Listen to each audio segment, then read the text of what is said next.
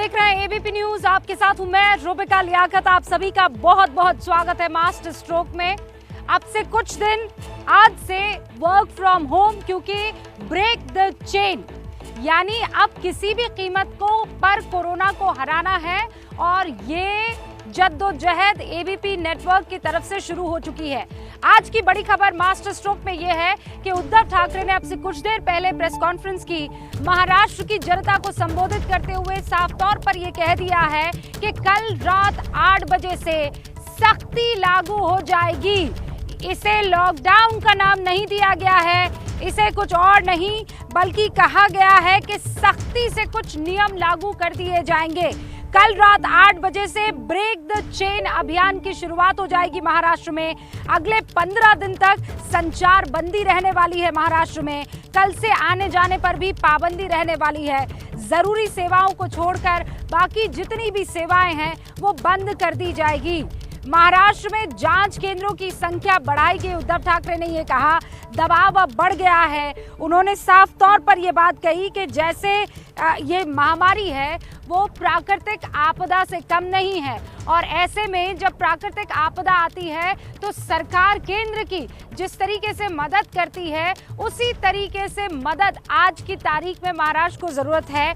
हमारे साथ रौनक, जितेंद्र दीक्षित और अजय सब जुड़ चुके हैं। जरा उनका रुख करते हैं। मेरे सहयोगी है ग्राउंड जीरो पर मौजूद है। जितेंद्र, आपसे शुरुआत करना चाहती हूं। महाराष्ट्र में इस बात को लेकर खूब आशंका जताई जा रही थी कि लॉकडाउन लग सकता है, लेकिन ब्रेक द चेन अभियान, इसके माने क्या है और ये लॉकडाउन से कितना अलग है? जितेंद्र, देखिए रुबिका, लॉकडाउन ही लगाया गया है महाराष्ट्र में। हालांकि उद्धव ठाकरे ने जो राज्य की जनता के नाम संबोधन किया उसमें लॉकडाउन शब्द का इस्तेमाल नहीं किया। कल शाम 8 बजे से 15 दिनों तक महाराष्ट्र में सख्त कर्फ्यू लागू रहेगा और इमरजेंसी सर्विसेज से जुड़े लोगों को छोड़कर कोई भी सड़क पर निकल नहीं सकता है। लॉकडाउन शब्द का इस्तेमाल इसलिए नहीं किया गया क्योंकि ये शब्द एक डर पैदा करता है। ये शब्द बड़ा ही नेगेटिव रूप ले चुका है और लोग डरे ना, इसके लिए लॉकडाउन शब्द का जानबूझकर इस्तेमाल नहीं किया गया है। लेकिन जो कुछ भी अमल में आएगा वो लॉकडाउन जैसा ही होगा। पिछले साल जैसा देश ने लॉकडाउन देखा था, जैसा महाराष्ट्र ने लॉकडाउन देखा था, वैसा ही लॉकडाउन कल से लागू किया जाना है महाराष्ट्र में। और आज जब राज्य की जनता को उद्धव ठाकरे ने संबोधित किया तो उससे पहले उन्होंने स्थिति बताई कि राज्य की स्थिति कितनी ज्यादा विकराल हो चुकी है और हालत कितनी ज्यादा खराब है, ऑक्सीजन की कमी है। और उन्होंने प्रधानमंत्री नरेंद्र मोदी से गुहार लगाई कि आप एयरफोर्स का असिस्टेंस हमें दीजिए ताकि जल्द से जल्द ऑक्सीजन की सप्लाई लगातार होते रहे। ऑक्सीजन की सप्लाई बहुत यहां पर किल्लत है, ऑक्सीजन की सप्लाई नहीं हो रही है। इसके अलावा लगातार अस्पतालों में बेड्स कम होते जा रहे हैं।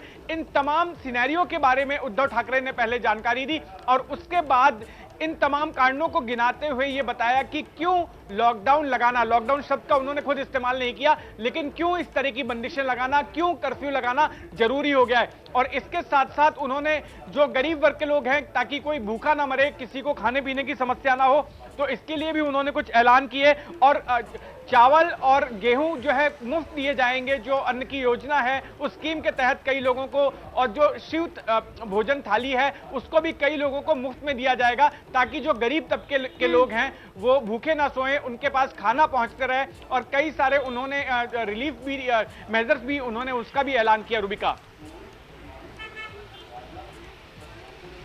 ओके जितेंद्र, आप हमारे साथ बने रहिएगा। लेकिन जितेंद्र दीक्षित जो बात कह रहे हैं कि वो सख्ती जो लागू की जाएगी वो सख्ती बिल्कुल वैसी है जैसी लॉकडाउन में लागू की जाती है, लेकिन चूंकि लॉकडाउन कहीं ना कहीं एंजाइटी पैदा कर देता है ये शब्द, इसीलिए उद्धव ठाकरे इस शब्द को कहने से बचे हैं। लेकिन कल जो कुछ भी महाराष्ट्र में होगा आने वाले अगले 15 दिनों तक, वो बिल्कुल वही होगा जो आज से 1 साल पहले आपने पूरे देश में देखा था, यानी कि लॉकडाउन। लेकिन इसकी जरूरत थी।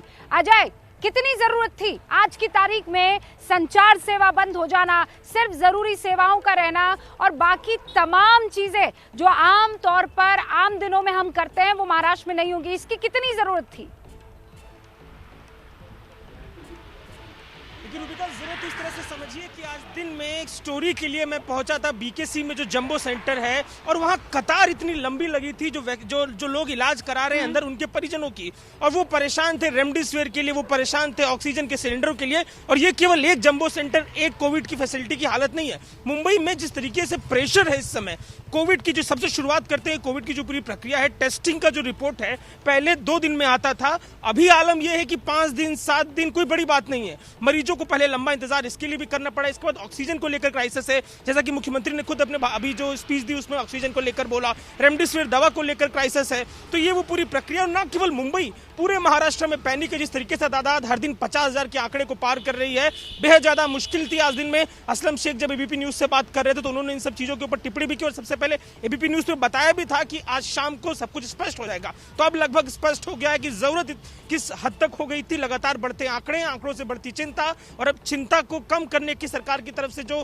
कोशिशें हैं। देखिए, ब्रेक द चेन शब्द का इस्तेमाल किया है। बीएमसी ऐसा प्रयोग पहले भी कर चुकी है। बीएमसी की तरफ से जब पहली लहर, जब पहली शुरुआत कोविड की हुई थी, तो हमने मुंबई में इस तरीके के प्रयोग देखे थे, जहां पर लगातार ट्रेसिंग, ट्रैकिंग और ट्रीटमेंट, इन 3 शब्दों का इस्तेमाल करते हुए बीएमसी लगातार कोविड पर प्रहार कर रही थी। तो ये वो सारे प्रयोग थे, और चिंताएं बेहद बड़ी हुई प्रशासन की, और इसके चलते ये कदम। ओके, रौनक, मुझे ये बताइए कि अभी अजय ने जो बात बताई, जितेंद्र ने जो बात बताई, कि किस तरीके से सरकार और बीएमसी का प्रयास रहने वाला है इस चेन को, इस कोरोना की दूसरी वेव को खत्म करने का, उसके इम्प्लीमेंटेशन के बारे में आप मुझे ये बताइए कि महाराष्ट्र की और स्पेशली मुंबई की जनता, क्योंकि आप वहां पर मौजूद है, ग्राउंड जीरो पर मौजूद है, आई एम श्योर आपके पास बहुत सारे फोन आए होंगे, इनफैक्ट आपने भी रिएक्शंस के लिए बहुत लोगों को फोन किया होगा। कैसे लिया जा रहा है इस शब्द ब्रेक द चेन को, या फिर कल से 15 दिन जो ये सख्ती होने वाली है उसे कैसे ले रही है मुंबई की जनता?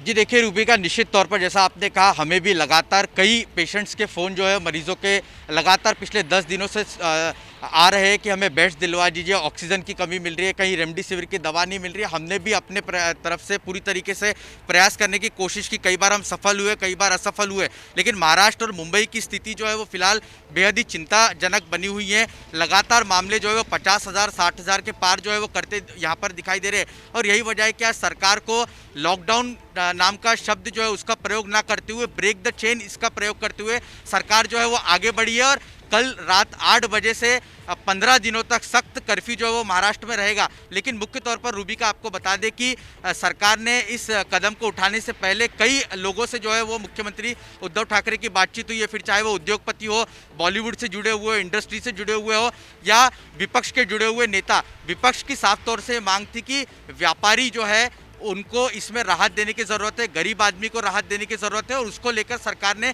विचार किया। और यही वजह है कि जीएसटी अगले 3 महीने तक माफ़ किया जाए, इस तरह की विनती जो है वो प्रधानमंत्री मोदी और केंद्र सरकार की तरफ उद्धव ठाकरे ने की है। इतना ही नहीं, तो जो फेरी वाले हैं उनको एक बार में 1500 रुपये देने का, जो पंजीकृत फेरी वाले हैं उनको 1500 रुपये देने का ऐलान सरकार की ओर से किया गया है। साथ ही जो रिक्शा और टैक्सी वाले हैं उनको भी 1500 रुपये जो है वो एक बार में दिए जाएंगे। तो कुल मिलाकर हर तरह के, हर वर्ग को देखने की कोशिश जो यहाँ सरकार ने की है, क्योंकि 15 दिन महाराष्ट्र में अत्यावश्यक सेवा यानी इमरजेंसी सर्विसेज छोड़ के सभी तरह की चीज़ें जो है वो बंद रहेगी। इसलिए ऐसे लोगों को, जो गरीब है, जो रोज कमाकर खाने वाले लोग हैं, उनको कहीं दिक्कत ना हो जाए, इसलिए इस तरह के कदम जो है वो सरकार की ओर से उठाते हुए यहाँ पर सरकार दिख रही है। जी रूबिका। जितेंद्र, रौनक ये बता रहे हैं कि विपक्ष जो है उसने बार बार इस बात को लेकर थोड़ा चिंता जाहिर करने की कोशिश की थी कि देखिए लॉकडाउन नहीं होना चाहिए, इससे गरीब आदमी को बड़ी परेशानी होती है। आज देवेंद्र फडणवीस भी आए थे, उन्होंने भी इसी तरीके का एक बयान देने की कोशिश की थी। क्या विपक्ष को मना लिया गया है? क्या आपको लगता है कि कल से ये जो सख्ती लागू होगी इसमें हर किसी का साथ होगा? पहले सबको टेबल पर लाया गया है और उसके बाद ये फैसला लिया गया है।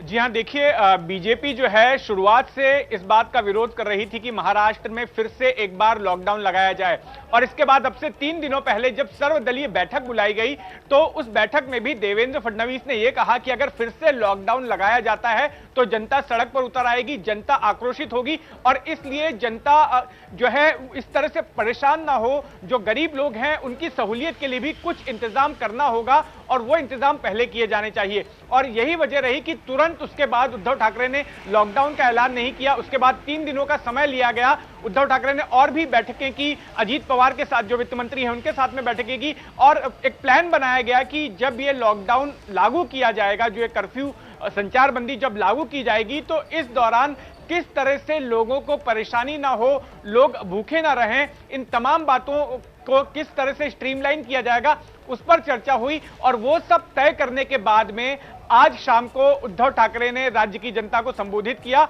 और लॉकडाउन शब्द के इस्तेमाल के बिना लॉकडाउन का ऐलान कर दिया, कर्फ्यू का ऐलान कर दिया। जी बोलिए रूबिका। ये जो बात आप मुझे अभी कह रहे हैं, मेरी नजर अभी फोन पर पड़ी। बहुत से ऐसे दर्शक हैं जो ये जानना चाह रहे हैं कि महाराष्ट्र में कल से होगा क्या, बता दीजिए होगा क्या, क्योंकि संचार सेवा बंद, इसके क्या माने हैं, सिर्फ जरूरी सेवाएं, इसके क्या माने हैं, लॉकडाउन शब्द का इस्तेमाल नहीं, लेकिन कहना ब्रेक द चेन अभियान, इसके क्या माने हैं, क्या चालू रहेगा, क्या बंद रहेगा। एक आम आदमी, जितेंद्र, आप पत्रकार हैं, आपकी बात नहीं, एक आम जितेंद्र कल मुंबई में, महाराष्ट्र में क्या कर सकता है, क्या नहीं, बता दीजिए। देखिए, महाराष्ट्र में कल से वैसा ही लॉकडाउन लगने वाला है जैसा कि लॉकडाउन महाराष्ट्र के लोगों ने पिछले साल देखा था, ठीक वैसा ही लॉकडाउन होगा। हालांकि सरकार की ओर से लॉकडाउन शब्द का इस्तेमाल नहीं किया जा रहा है, ब्रेक द चेन, इन शब्दों का इस्तेमाल किया जा रहा है। और इसका सीधा सीधा मतलब यही है कि आपको अपने घर के भीतर रहना होगा, आपको घर से बाहर नहीं निकलने दिया जाएगा। सिर्फ ऐसे लोग जो कि इमरजेंसी सेवाओं से जुड़े हैं, मेडिकल सेवाओं से जुड़े हैं, पुलिस से जुड़े हैं, मीडिया से जुड़े हैं, ऐसे लोगों को ही बाहर निकलने की इजाजत दी जाएगी। इसके अलावा जो ऐसे रजिस्टर्ड फेरी वाले हैं जो कि खाने पीने की सामग्री बेचते हैं, उनको इजाजत दी जाएगी कि वो पार्सल दे सकते हैं, किराना की दुकानों को इजाजत दी जाएगी कि वो दे सकते हैं, लेकिन बाकी तमाम लोगों को अपने घर में ही बने रहना होगा, वो घर से बाहर नहीं निकल सकते हैं। अगर घर से बाहर निकलेंगे तो पुलिस उनके खिलाफ कार्रवाई करेगी। वो अपने वाहन नहीं निकाल सकते हैं, अगर वो वाहन निकालते हैं तो शहर में जगह जगह पर नाकेबंदी हो रही होगी, पुलिस उन्हें रोकेगी, उन्हें आने जाने नहीं दिया जाएगा। तो ये वो तमाम चीजें हैं जो कि पिछले साल भी हमने लॉकडाउन के दौरान देखी थी और कल शाम से ये फिर एक बार होना शुरू हो जाएंगी। रूबिका,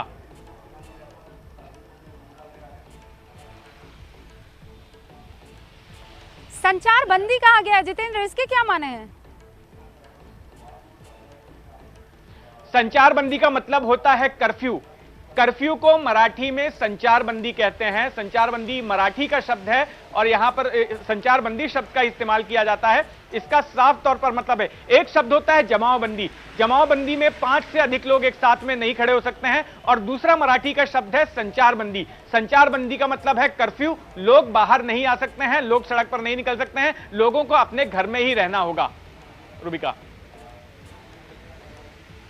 ओके, जितेंद्र, एक और चीज़ मुझे बता दीजिए, ये जो कहा गया है कि ये जो मजदूर हैं और जो निचले तबके के लोग हैं उनको पैसा दिया जाएगा, उनको आर्थिक मदद दी जाएगी, वो मदद कैसे दी जाएगी? मान लीजिए मैं एक मजदूर हूँ और मुझे आर्थिक मदद की ज़रूरत है, तो वो पैसा मुझे मिलेगा कैसे? देखिए, अभी जो ऐलान किया गया है उसमें अनाज देने की बात की गई है। जो अन्नपूर्णा योजना है वो देने की बात की गई है कि गेहूं और चावल ये उन तक पहुंचाया जाएगा और इसके लिए राज्य भर में जो जिला प्रशासन है उसको ये जिम्मेदारी सौंपी गई है। और ये जो तमाम राहत की स्कीम्स इस लॉकडाउन के साथ में जिनका ऐलान हुआ है वो डिस्ट्रिक्ट एडमिनिस्ट्रेशन देखेगा, डिस्ट्रिक्ट लेवल पर यह सारा काम होगा और उन्हीं के जरिए। इसके अलावा जो शिव भोजन थाली है जिसकी की पहले कीमत 10 रुपए थी, वो लोगों को मुफ्त दी जाएगी ताकि कोई भूखा ना रहे, कोई भूखा ना सोए, इस तरह का इंतजाम किया जा रहा है। हाँ, 7 करोड़ लोगों को 1 महीने तक 3 किलो गेहूं देने का वादा उद्धव ठाकरे यहां पर कर रहे हैं। अजय, पैसे की भी बात आ रही है, जैसे 1200 की मदद देने वाले हैं। ये भी कहा जा रहा है कि जो रियल एस्टेट या कंस्ट्रक्शन के काम में मजदूर हैं उनको भी आर्थिक तौर पर मदद दी जाने वाली है। इसके अलावा वो कौन कौन सी चीज़ें हैं? फॉर एग्जाम्पल, मतलब मुझे क्लैरिफाई कीजिए, बेवजह घर से नहीं निकल सकते, तो वो वजह कौन कौन सी है जिसके तहत आदमी घर से बाहर निकल सकता है? देखिए, ब्रेक द चेन जो जिस नियम पर बात की मुख्यमंत्री ने और कहा कि थोड़ी देर में दस्तावेज बाहर आएगा, तो वो दस्तावेज बाहर आ गया जिसमें चीजें स्पष्ट की गई हैं। और शुरुआती जो हिस्सा है जिसमें 144 जो धारा लगी उस पर बात की गई है। पहला जो पॉइंट वही स्पष्ट करता है कि no one to move in public place without valid reason. तो जो पहले लॉकडाउन के दौरान हम देखते थे कि बिना वैलिड रीजन के निकलना बिल्कुल ही मना था, वही स्थिति रहने वाली है। महत्वपूर्ण ये है क्योंकि काफी चीजें इसमें सक्रिय रहने वाली है, वैक्सीनेशन, महत्वपूर्ण ट्रैवलिंग। तो ऐसे हालात में लोगों का जो वैक्सीनेशन के लिए जा रहे हैं वो जा सकते हैं। तो ये वो तमाम चीजें जी। शायद जितेंद्र कुछ कहना चाह रहे थे। सवाल पूछ रही थी कि पैसा किस तरह से दिया जाएगा, कितना। जी आप जो पैसा पहुंचाने की बात कर उसके कुछ डिटेल्स अभी मेरे पास में आए हैं। तो एक निराधार योजना है, उस योजना से जुड़े हुए लोगों को 35 लाख उसके जो लाभार्थी हैं उनको 1000 रुपए पहले दिए जाएंगे। इसके बाद जो रजिस्टर्ड घरेलू मजदूर हैं उनको भी पैसा दिया जाएगा। पंजीकृत जो फेरी वाले हैं, जो रजिस्टर्ड फेरी वाले हैं, उनको एक बार 1500 रुपए दिया जाएगा। और जो पंजीकृत रिक्शा चलाने वाले हैं उनको भी 1500 रुपए एक बार दिए जाएंगे। और रियल एस्टेट यानी कि जो कंस्ट्रक्शन की लाइन में जो मजदूर हैं उनको भी 1500 रुपए की मदद मिलेगी। तो अब तक इतना ब्यौरा आया है आर्थिक मदद का। रुबिका। ओके जितेंद्र, रौनक, जितेंद्र, अजय लगातार हमारे साथ बने रहिएगा। देश की फाइनेंशियल कैपिटल न सिर्फ मुंबई बल्कि राज्य महाराष्ट्र, इस वक्त वहां से बड़ी खबर आ रही है। कल से 15 दिन तक, कल रात 8 बजे से 15 दिन तक आने वाले सख्ती लागू होगी। शब्द सख्ती का इस्तेमाल किया है, ब्रेक द चेन अभियान का इस्तेमाल किया है, लेकिन हालात बिल्कुल वैसे होंगे जो पिछले 1 साल पहले थे। बिल्कुल वही टाइम था। ऐसे ही मैं यहाँ पर वर्क फ्रॉम होम कर रही थी, लॉकडाउन का टाइम चल रहा था। अब महाराष्ट्र में भी वैसा ही लॉकडाउन एक बार फिर से लग गया है। एक छोटे से ब्रेक के लिए हम रुक रहे हैं, लौटेंगे जल्दी। आप बने रहिए एबीपी न्यूज के साथ। एंड प्लीज मास्क जरूरी है, मास्क के बगैर कोई टास्क नहीं। हाथ बार बार धोते रहिए। मेरे चेहरे पर मास्क इसलिए नहीं है क्योंकि आसपास मेरी विसिनिटी में इस वक्त कोई भी नहीं है और दूर दूर लोगों की मौजूदगी के चलते मैंने मास्क नहीं पहना है। इस वक्त की बड़ी खबर यह है कि महाराष्ट्र में अगले 15 दिन तक सख्ती लागू करने का ऐलान उद्धव ठाकरे ने अब से कुछ देर पहले किया है। ये सख्ती ऐसी है, बिल्कुल वैसी जैसे लॉकडाउन में थी, लेकिन कुछ कुछ चीजें निकल कर आई है सामने जो मैं आपके लिए पढ़कर सुना देना चाहती हूँ। मसलन खेती से जुड़ी दुकानें खुली रहने वाली है, वो बंद नहीं होने वाली है। पालतू पशु से जुड़ी जो दुकानें हैं वो भी खुली रहेंगी, वो बंद नहीं होगी। कार्गो और ई कॉमर्स सेवाएं जो हैं वो चालू रहने वाली हैं। बारिश की तैयारी से जितने भी जुड़े काम हैं, खासकर बीएमसी वगैरह के, और उसमें आपको एम्प्लॉयज की अपनी सख्त जरूरत होती है, कर्मचारियों की जरूरत होती है, तो बारिश की तैयारियों से जुड़े काम बंद नहीं होंगे, वो चालू रहेंगे। मीडिया कर्मियों को काम में छूट मिलेगी, यानी काम करने की छूट है, उनको आने जाने की छूट है। शिव भोजन योजना के तहत 2 लाख थालियां मुफ्त अब दी जाएगी। 35 लाख लाभार्थियों को 1000 रुपए की पेंशन पहले देंगे, जो अभी कुछ देर पहले जितेंद्र दीक्षित बता रहे थे। जिला अधिकारियों को 3000 करोड़ का फंड दिया जाएगा। रजिस्टर्ड रिक्शा वालों को 1500 रुपए की मदद दी जाएगी। रजिस्टर्ड घरेलू कामगारों को भी आर्थिक मदद दी जाएगी। महाराष्ट्र में कल रात 8 बजे से कोरोना के नए नियम लागू कर दिए जाएंगे। उद्धव ठाकरे ने आज मीडिया कर्मियों के सामने आकर ये बात क्लियर कर दी है कि हालात बेकाबू हो चले हैं। कोरोना लगातार विकराल रूप वहां महाराष्ट्र में, मुंबई में लेता हुआ दिखाई दे रहा है और इसीलिए इस कड़े फैसले के अलावा कोई और चारा नहीं था। रौनक कुकड़े मेरे सहयोगी, अजय मेरे सहयोगी, जितेंद्र मेरे सहयोगी इस वक्त ग्राउंड जीरो से मौजूद है, जरा उनका रुख कर लेते हैं। रौनक, अब सवाल ये है कि क्या मेट्रो और लोकल, माफ कीजिएगा, लोकल जो है वो चालू रहने वाली है? The lifeline of Mumbai. जी निश्चित तौर पर रूबिका, जो जानकारी हमें दी गई है उसके मुताबिक लोकल ट्रेन जो है वो पूरी तरीके से शुरू रहेगी, लेकिन केवल इमरजेंसी सेवा में काम करने वाले लोग ही लोकल में सफ़र कर सकेंगे। मसलन आरोग्य यानी हेल्थ डिपार्टमेंट के लोग हो, बीएमसी के लोग हो, फायर डिपार्टमेंट के लोग हो, पुलिस के लोग हो, या फिर एक्रेडिटेड जर्नलिस्ट जो है वो लोकल में सफ़र कर सकेंगे। इस तरह की जानकारी जो है वो सरकार की तरफ से दी गई है। रूबिका, आपको एक और जानकारी मैं यहाँ पर देना चाहूँगा।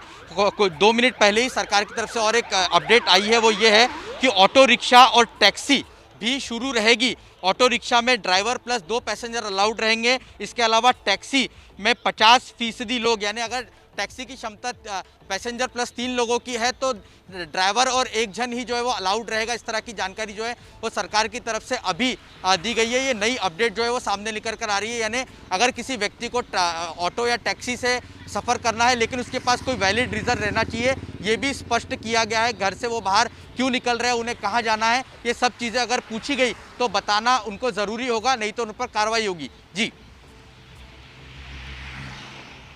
ओके अजय, आपके पास कोई जानकारी है? उसके बाद मुझे ब्रेक लेना है। अजय। जी बिल्कुल, देखिए ट्रांसपोर्टेशन को लेकर एक महत्वपूर्ण बात थी और लगातार हम देख रहे थे ट्विटर पे चर्चा हो रही थी कि क्या ट्रेन और ऑटो टैक्सी चलती रहेंगी, तो उनको ही लेकर महत्वपूर्ण बात है जो कि रौनक ने बता दी है। दूसरा होटल रेस्टोरेंट्स को लेकर है कि पिछली बार हम लॉकडाउन में देख रहे थे कि पूरी तरीके से बंदी थी, खोलने तक की भी इजाजत कई बार देखने को नहीं मिली थी, पर इस बार जैसा कि अब तक चलता आ रहा था कि रेस्टोरेंट होटल बंद रहेंगे पर वो जो फूड है उसे दे सकते हैं, पैक्ड फूड दे सकते हैं, फूड की डिलीवरी करा सकते हैं। तो ये वो एक नई चीज है जो निकल के आई है।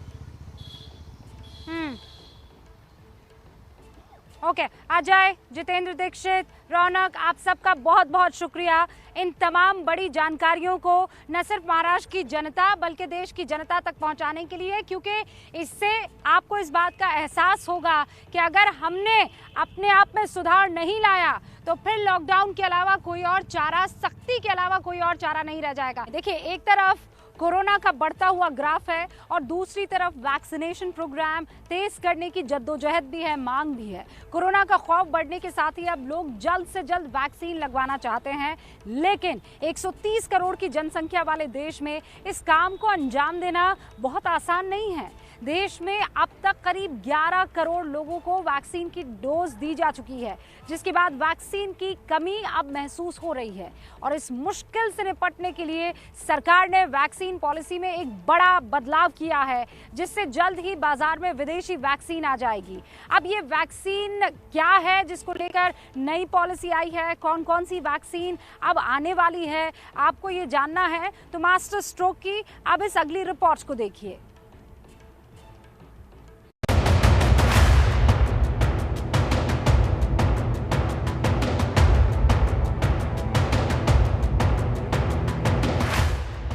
कोरोना के बढ़ते कहर के बाद वैक्सीन के लिए लोगों की भीड़ बढ़ रही है।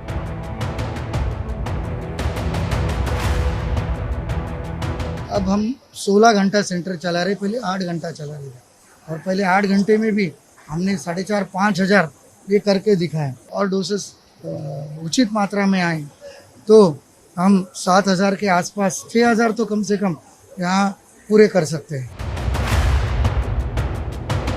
कोशिश भी यही है कि जितनी जल्दी हो सके हर किसी को वैक्सीन दी जाए। अस्पताल तैयार हैं, डॉक्टर तैयार हैं, लेकिन वैक्सीन की कमी से मुश्किलें जरूर आ रही हैं। इस वक्त हम नोएडा के एसजेएम सुपर स्पेशलिटी अस्पताल में हैं, जो कि नोएडा का एक कोविड वैक्सीनेशन निर्धारित अस्पताल है। हमारे पीछे तस्वीरों में आप देख सकते हैं कि कैसे अन्य लोग जो हैं अपना टीका लगवाने के लिए अस्पताल पहुंचे हुए हैं। कभी भी डोज की कमी हुई अस्पताल में? कोवैक्सीन लेने में अभी तक कोई दिक्कत नहीं, हमारे पास पूरा स्टॉक है। अभी हम आसानी से हमें स्टॉक मिल रहा है। कोविशील्ड है जो, उसमें थोड़ा दिक्कत आई हुई है, अभी उसको अभी स्टॉक अभी नहीं मिल पा रहा। बहुत सी जगह डोज खत्म हो चुकी हैं, उसके कारण से मैम अभी दिक्कत थोड़ी सी है। अभी ये दिल्ली से सटे नोएडा के एक मशहूर अस्पताल का हाल है और देश के दूसरे हिस्सों में भी तस्वीर कुछ ऐसी ही है। वैक्सीन खत्म होने से पूरे राजस्थान में रविवार को टीकाकरण ठप हो गया। हालांकि अगले ही दिन वैक्सीनेशन जरूर शुरू हुआ, लेकिन वैक्सीन की कमी बनी हुई है। जयपुर जिले में कुछ सेंटर ऐसे भी हैं जहां पर वैक्सीन की डोज उपलब्ध है, लेकिन ये उपलब्धता महज 1 दिन की बची है। इस वक्त मैं खड़ा हूं जयपुर के सेठी कॉलोनी सैटेलाइट हॉस्पिटल में। यहाँ पर वैक्सीनेशन का काम चल रहा है और सुबह से काफी लोग यहाँ पर वैक्सीन के लिए आ चुके हैं। अब कितनी डोज आपके पास? अभी हमारे पास सर स्टॉक में 150 डोज और हैं, तो कल भी हमारा सेशन चालू होएगा। अगर रात तक हमारे पास वैक्सीन आ जाती हैं तो हमारा पूरे दिन सेशन चालू रहेगा और वो वैक्सीन आने पे डिपेंड करेगा सर। अगर 150 डोज ही रही तो हमारे 12 से 1 बजे के बीच में हमारी खत्म हो जाएंगी डोज। कोरोना के बढ़ते खौफ की वजह से वैक्सीन की डिमांड बढ़ रही है, इसलिए सरकार ने वैक्सीन को लेकर कई अहम फैसले किए हैं ताकि किसी भी कीमत पर वैक्सीन की कमी न होने पाए। इसके लिए सरकार ने विदेशों में बने टीकों को देश में इस्तेमाल की मंजूरी दी है। हालांकि सिर्फ उन्हीं टीकों को हरी झंडी दी गई जिन पर WHO और दूसरी बड़ी अंतर्राष्ट्रीय एजेंसियों की मुहर लग चुकी है। कोविड वैक्सीन के लिए बनाए गए एक्सपर्ट ग्रुप नेगवैक ने यह फैसला किया है। इस फैसले के बाद विदेशों से जो वैक्सीन आएगी वो पहले 100 लोगों को दी जाएगी और 1 हफ्ते तक उसकी जांच की जाएगी। इस जांच में अगर कोई कमी न पाई गई तो पूरे देश में सप्लाई शुरू कर दी जाएगी। बाहर के जो विदेश में बने हुए वैक्सीन हैं, अगर उनको यूएस के रेगुलेटर ने, यूके के रेगुलेटर ने, ईयू के रेगुलेटर ने और जापान के रेगुलेटर ने अप्रूव किया है या WHO की इमरजेंसी यूज ऑथराइजेशन लिस्ट में इंक्लूड हो गया है, then that or those vaccines are approved for use in India. A prior precondition of a clinical trial will not be applicable. For the first 100 individuals who will receive the vaccine, their safety will be watched for a period of 7 days. फिलहाल देश भर में Bharat biotech की Covaxin और AstraZeneca की Covishield का इस्तेमाल हो रहा है, लेकिन रूस की स्पुतनिक भी जल्द ही इस लिस्ट में शामिल हो जाएगी, क्योंकि स्पुतनिक पर पुरानी प्रक्रिया के तहत मुहर लगाई जा चुकी है। Drug controller general of India ने स्पुतनिक को मंजूरी दी है। ये मंजूरी 3 फेज के ट्रायल के बाद दी गई। अब जल्द ही स्पुतनिक का आयात शुरू हो जाएगा, जो हैदराबाद की डॉक्टर रेड्डी लेबोरेटरी करेगी। अब तक स्पुतनिक को 30 देश इस्तेमाल की मंजूरी दे चुके हैं। हम सब जानते हैं कि जो स्पुतनिक वी है, जो रशियन वैक्सीन है, उसको इमरजेंसी यूज ऑथराइजेशन की दृष्टि से एक्सपर्ट कमेटी है हमारे ड्रग कंट्रोलर की, उन्होंने अपनी औपचारिक स्वीकृति दी है। नेगवैक ने भी उसके संदर्भ में अपनी तैयारी जो है, अपना ओपिनियन दिया है। अब हमें लगता है कि उसको इमरजेंसी यूज ऑथराइजेशन की औपचारिक स्वीकृति मिलना ये एक शायद फॉर्मेलिटी जैसा ही बचा है। स्पुतनिक के बाजार में आते ही कोरोना के खिलाफ भारत के पास 3 ब्रह्मास्त्र हो जाएंगे। वैसे तो ये सभी कोरोना को हराने के बड़े कारगर हथियार हैं, लेकिन इन तीनों के इस्तेमाल का तरीका थोड़ा अलग है। कोवैक्सीन भारत बायोटेक की बनाई स्वदेशी वैक्सीन है, जबकि कोविशील्ड को ब्रिटेन के ऑक्सफोर्ड और एस्ट्राजेनेका ने तैयार किया है। वहीं स्पुतनिक रूस की एक सरकारी एजेंसी ने बनाई है। कोवैक्सीन और कोविशील्ड की तरह ही स्पुतनिक की भी 2 डोज लेनी होंगी, लेकिन कोवैक्सीन की दूसरी डोज 4 से 6 हफ्ते के बाद दी जाती है और कोविशील्ड की दूसरी डोज 6 से 8 हफ्ते के बाद लेनी होती है। देखिए, कोरोना के कहर से हर कोई बेहाल है, लेकिन अब जो खबर हम आपको दिखाने जा रहे हैं वो एक माँ बाप के दर्द से जुड़ी हुई खबर है। बेटे के इलाज के लिए 18 करोड़ रुपए के इंजेक्शन की ज़रूरत है। अगर इंजेक्शन नहीं मिला तो बहुत देर हो जाएगी।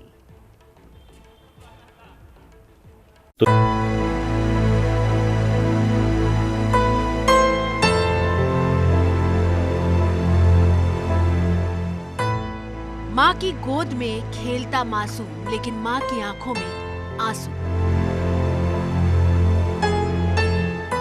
तस्वीर से साफ है कि माँ की आंख में आंसू अपने बेटे की किसी ऐसी परेशानी की वजह से है जिसके बारे में मासूम पूरी तरह से अनजान है। नोएडा के रहने वाले इस मासूम का नाम है रुद्र प्रकाश। उम्र महज 3 साल, लेकिन ये एक ऐसी बीमारी की गिरफ्त में है जिसके इलाज की कीमत सुनकर किसी के भी होश उड़ सकते हैं। दरअसल रुद्र प्रकाश एक जेनेटिक बीमारी का शिकार है, जिसके इलाज के लिए एक इंजेक्शन की जरूरत होती है, लेकिन इंजेक्शन की कीमत 18 करोड़ रुपए है। इस इंजेक्शन के बिना रुद्र का इलाज नहीं हो सकता। इतनी बड़ी रकम का इंतजाम कर पाना किसी भी मिडिल क्लास परिवार के लिए नामुमकिन है। इसलिए रुद्र के माता पिता मदद की गुहार कर रहे हैं। वो सरकार के बहुत से नुमाइंदों का दरवाजा भी खटखटा चुके हैं, लेकिन जब हर दरवाजे से नाउमीदी मिली तो उन्होंने क्राउड फंडिंग का सहारा लिया है। यार 18 करोड़ अपने बेटे के जीवन के लिए कहाँ से लाऊं, उसका बेहतर लाइफ के लिए। उसके बाद में फिर मैंने सोचा कि गवर्नमेंट से एक बार गुहार लगाई जाए, तो मैं अपने सभी भाइयों के साथ इकट्ठा होकर गवर्नमेंट के पास भी गया, और मुझे कहीं से कोई उम्मीद अभी दिखी नहीं है। रुद्र को अगर 18 करोड़ का वो इंजेक्शन नहीं मिला तो बड़ी अनहोनी हो सकती है, क्योंकि वो जिस बीमारी से जूझ रहा है उससे जुड़ी परेशानियां अब शरीर में दिखने लगी हैं। रुद्र स्पाइनल मस्कुलर एट्रोफी से पीड़ित है, जिसकी वजह से वो खड़ा भी नहीं हो सकता। उसे सिर तक को सीधा रखने में परेशानी होती है। यहाँ तक कि खाने पीने और सांस लेने में भी परेशानी शुरू हो चुकी है। रुद्र को जो इंजेक्शन चाहिए वो अगले 1 से 2 साल में ही लगना जरूरी है। देश में इस तरह की बीमारी से पीड़ित करीब 11 लाख बच्चे हैं, लेकिन इस बीमारी का इलाज इतना महंगा है कि शायद ही कोई बच्चा बिना मदद के वो इंजेक्शन पा सके। रुद्र की मां की गुहार है कि रुद्र जैसे लाखों बच्चों के इलाज के लिए सरकार को कुछ इंतजाम जरूर करना चाहिए। इसको निमोनिया जैसी प्रॉब्लम भी है जिससे इसकी ब्रीदिंग में और भी ज्यादा प्रॉब्लम्स होती है। मैं तो सरकार से ये कहूँगी प्लीज ऐसे बच्चों के लिए ध्यान दें, कोई ना कोई ऐसा कानून बनाए कि हाँ भी बच्चों के लिए भी दवाई प्रोवाइड हो सके। रुद्र के इलाज के लिए उसके माता पिता हर दरवाजा खटखटा चुके हैं, लेकिन 18 करोड़ रुपए का इंतजाम कर पाना इतना आसान नहीं है। इसलिए अब उन्होंने लोगों की मदद से पैसा इकट्ठा करने की मुहिम शुरू की है, लेकिन अब तक सिर्फ 1 करोड़ 75 लाख रुपए ही जमा हो सके हैं। मैंने अपने कुछ मेरे भाई मेरे साथ आए, सब मिलकर, मेरे परिवार, मेरे भाई, मेरे अंकल सब साथ आए और उन सब ने मिलकर कहा कि भाई एक काम कर लेते हैं, सब इकट्ठा होकर बच्चे के लिए डोनेशन इकट्ठा करते हैं। तब हमने ये डोनेशन वाली मुहिम चलाई है और इसमें अब तक 1 करोड़ 75 लाख रुपए इकट्ठा हो पाया।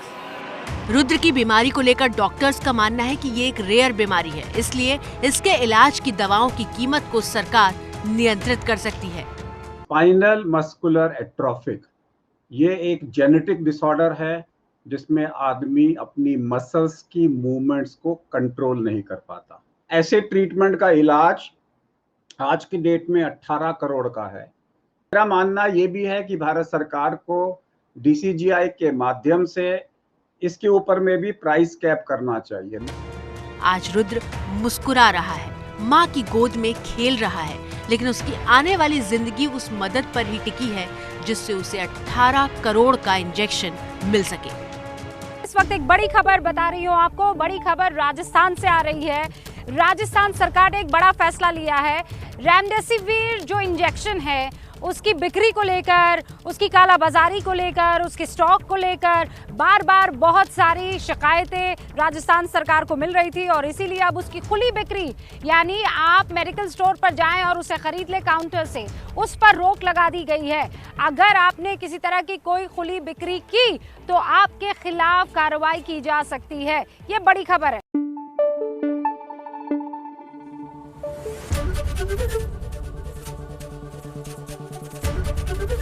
ABP न्यूज आपको रखे आगे।